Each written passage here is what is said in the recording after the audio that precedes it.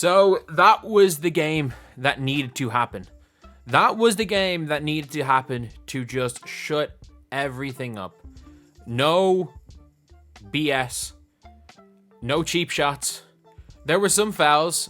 There was some physical basketball play. But there was no BS, just basketball. And that was the game that we needed to see. Or not even that we needed to see, that like fans, especially of what the college game was last year, needed to see. And a big reason for that is Caitlin Clark just had one of the best performances this season. I think when we're talking about the best performances as individual players, like look, A'ja Wilson just is so good so often that it's hard to like talk about any of her individual performances as standouts because every game seems to be a standout. Like this is like almost like she's made 30 and 15 just seem normal. So I'm not going to discount A'ja Wilson, who's by far the best player in this league.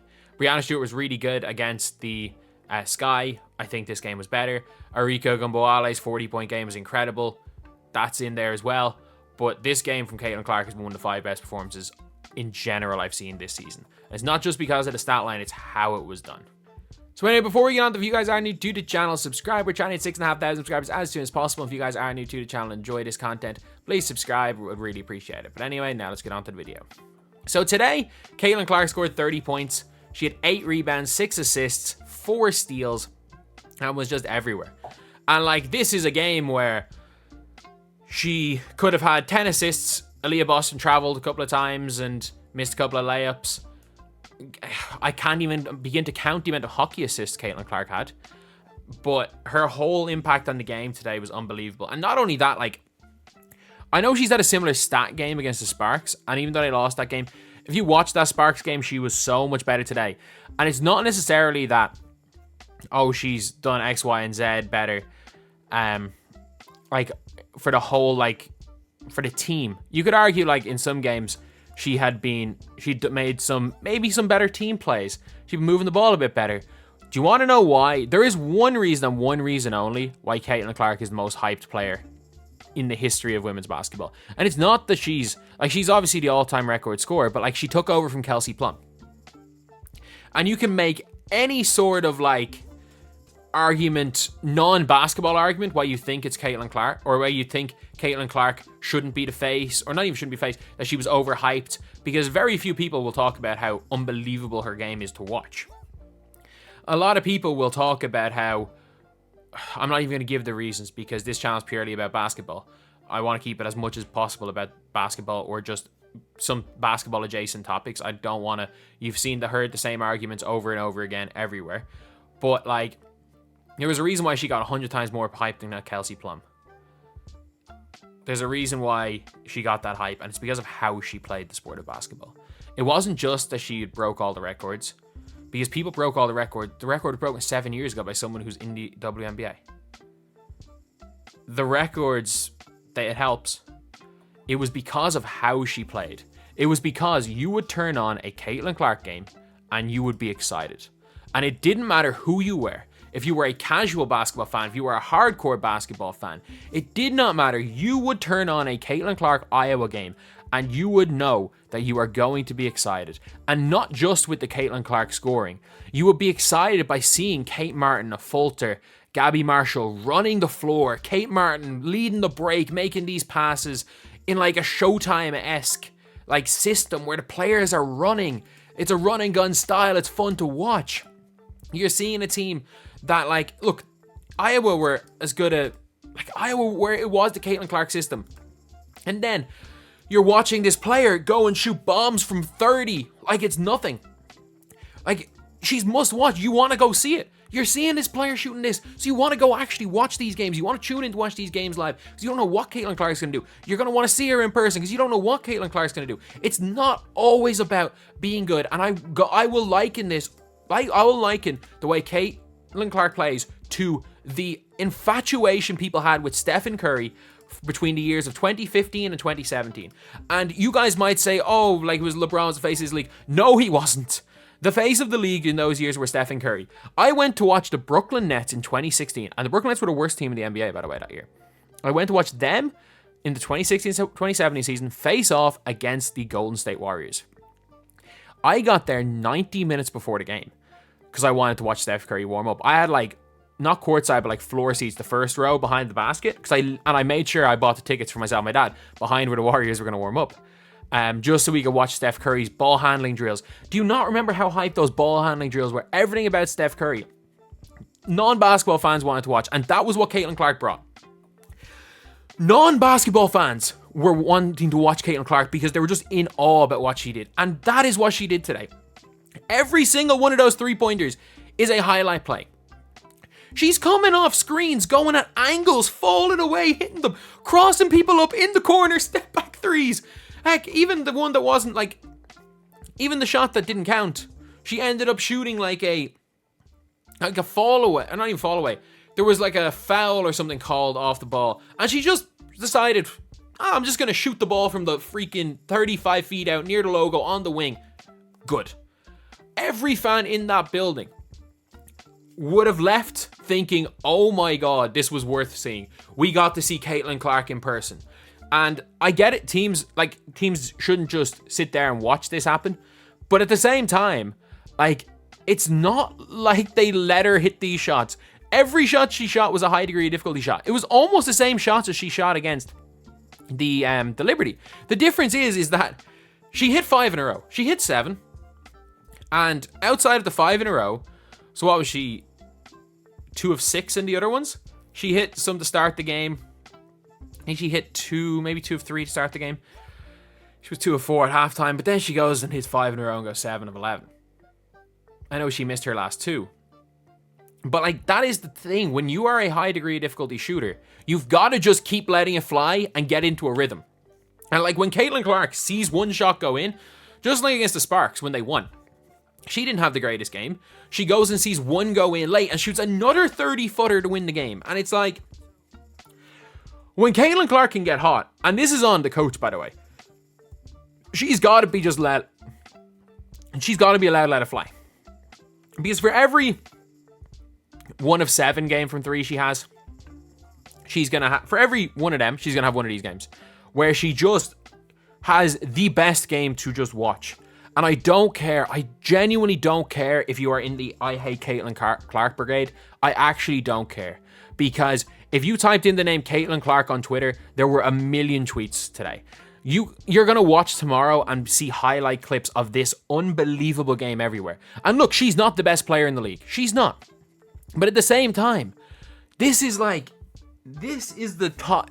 This is what WNBA needs. This is what the fans need. Because this was a on-your-seat game. Every single time Caitlin Clark touched the ball, you're like, oh, is she going to pull from 30? Every single time she put up a shot, the crowd were like up off their feet. And it was so popular, like it was such a big thing that they were away. They were in Washington. And the fans were just standing up, jumping out of their seats, cheering. It was an away game just to watch her play. And the fact is that all these fans are there for her. And people, whether you love it or hate it, an awful lot of the new WNBA fans are there for her. And as I will always say, the fans that are coming in for her, the better Caitlin Clark is, the better it is for this league. Especially when players are playing good games against Caitlin Clark. Because if a fan goes in to watch a Caitlin Clark game, and they might come out thinking, I keep forgetting her name, the center who shoots, like Dolson. Like, Dolson balled out. Atkins hit some big shots. I know she didn't shoot a good percentage. She did pretty well. Samuelson had a good enough game. So you're like, these fans it doesn't matter if they're coming to watch Caitlin Clark. If you play well against Caitlin Clark, they're going to remember your name too. And that's what I will always say is like these WNBA players. It's not even just embracing Caitlin Clark, being like, you can be a competitor, you can beat up Caitlin Clark, or you can beat Caitlin Clark, but like, the fact that the resentment is there is just going to really harm the league.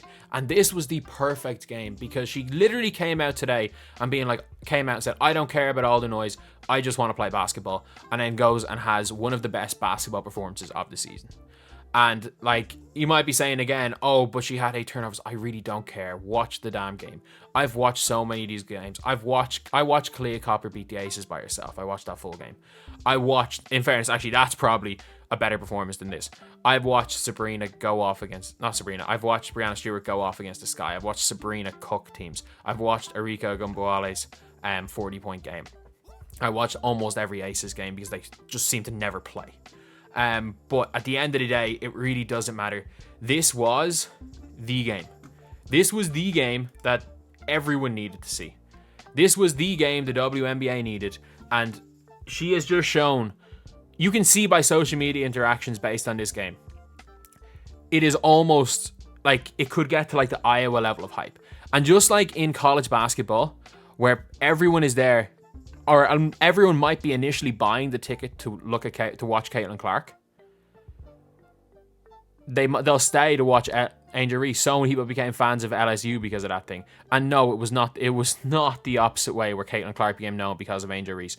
Everyone talking about that game, but like at the end of the day, there was a reason why it was breaking records, because everyone was watching the game already. It was what Caitlin Clark had done 2 or 3 rounds previous. There's a Stephen A. Smith clip from a year before that, calling her the female Steph Curry. A Kevin Durant clip from the year before that, saying she was the best female player he'd seen. And like, and then obviously the amount of players that she came up against that became household names because of that college basketball, spearheaded by Caitlin Clark. And she's not going to be the best WNBA player straight away. That's very, very clear. But the more of these games she can have, the more people that are just there to watch the absolute box office show that is Caitlin Clark when she gets hot, the more the people will stick around. This game, and I'm not even going to say the Liberty game, because sometimes you just get clamped. And she got clamped against the Liberty. Like, teams are not supposed to lie down, and the Mystics did not lie down today. But this is so much better. Like, it's going to be so much better. She was so good today that the talk is now going to be about basketball. Not about Kenny Carter's cheap shot. Not about any of this crap. Now the talk is back to basketball. And you know what? Like, this is what was needed. The face of the league the face of the league. I don't care who is the best player in the league. It's not even her. It's AJ Wilson. That's not close. But she's the face of the league. She showed not only that she is the face of the league, that the amount of people that were calling her a bust and was like, even what was it? The UConn coach, like, well, yeah, she beat you guys, by the way, last year, saying like, oh, she's not ready, she's not capable to be in the WNBA. Come on. Yeah, she had a not very good game against the Liberty on the end of a back-to-back with 11 games in 20 days, but she cooked the Liberty in the second game of the season. This is the best rookie there's been in a long time. Like, genuinely the best, especially the best rookie guard. Like, I cannot remember since, I don't know if there's ever been a better rookie guard. Maybe Sabrina, if you count the second year as her rookie year, because she only played 3 games her rookie year. But if you don't count that as her rookie year, she is the best rookie. She might be the best rookie guard ever. Or at least since Diana Taurasi. That is the level Caitlin Clark is playing at this year. And there's so much of a gap between her and every other rookie. Like, if this is the worst Caitlin Clark is going to be. The worst Caitlin Clark is going to be is the 15th best player in the league. Like, it is scary how good she is. And the fact that there are people that are so bogged down on the 2 or 3 flaws she has in her game. And that's the crazy thing, is that you can tell she's trying to do things a little bit differently. Like, I can almost guarantee she's going to be able to drive left next year. I can almost guarantee, well, I don't think she's going to be able to shoot really going off her right. I know she hit one against Chicago, just the way she released the ball. But I can almost guarantee she's some sort of a pull-up or a floater next year. And once she gets that, like, this is the most dangerous point guard in transition in the entire league. She already is the most dangerous, but she's probably becomes the most dangerous transition player the league could ever see, because of her passing, her vision, her ability to look up, and her ability to stop at a dime from anywhere on the break. She will become so devastating on the break, it's not even funny. But anyway, that is the video. I'm excited because that was a real fun game of basketball to watch. I don't have to talk about cheap shots. I don't have to make 17 Kennedy card videos. I can just make a video praising one of the better players in the NBA and by far the best rookie having the game of her career.